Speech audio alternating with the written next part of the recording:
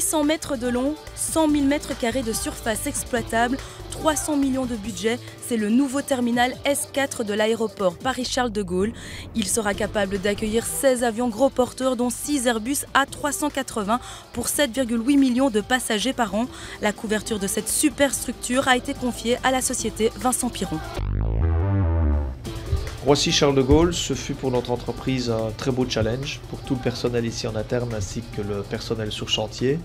Ce sont des chantiers d'envergure qui sont motivants de par les composantes de la toiture. Nous avons dû pour ce projet faire beaucoup de dessins de détail et beaucoup d'études au niveau de toutes les finitions, aussi bien de la partie métallique, donc le bac acier toiture, que pour la partie étanchéité.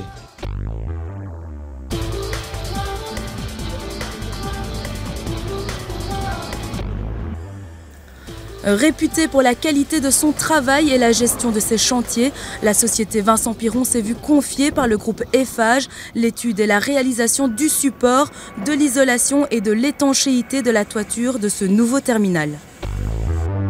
Alain, je suis en charge de la gestion du chantier.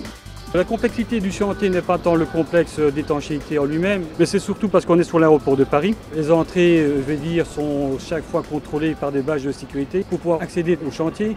Faire la planification au moins 15 jours avant pour tout ce qui est de manutention. Avec des charrois de camions, pas possible. Donc voilà, c'est surtout ça, c'est une grande difficulté que nous avons ici sur le chantier de l'aéroport de Paris.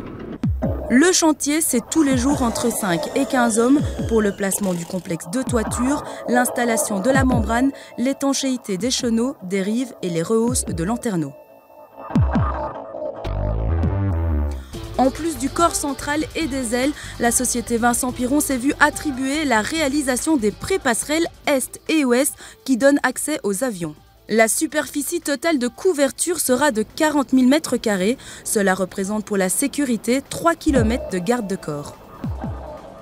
Il aura fallu pour l'isolation acoustique et thermique pas moins de 7 200 m³ d'isolant, ce qui représente un convoi de 2 km de camions semi-remorques.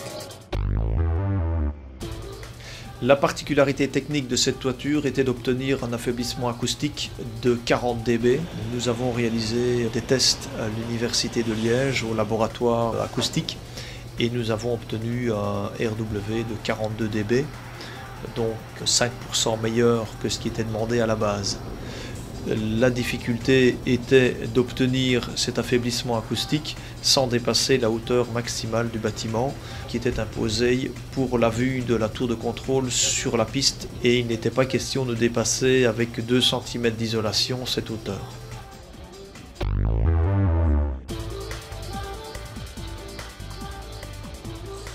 Pour l'obtention de ce marché, au final, nous étions encore 2 entreprises européennes, une entreprise espagnole et la nôtre, et nous avons remporté ce marché de par nos références et nos spécificités techniques que nous avons dans ce type de toiture maintenant depuis 20 ans.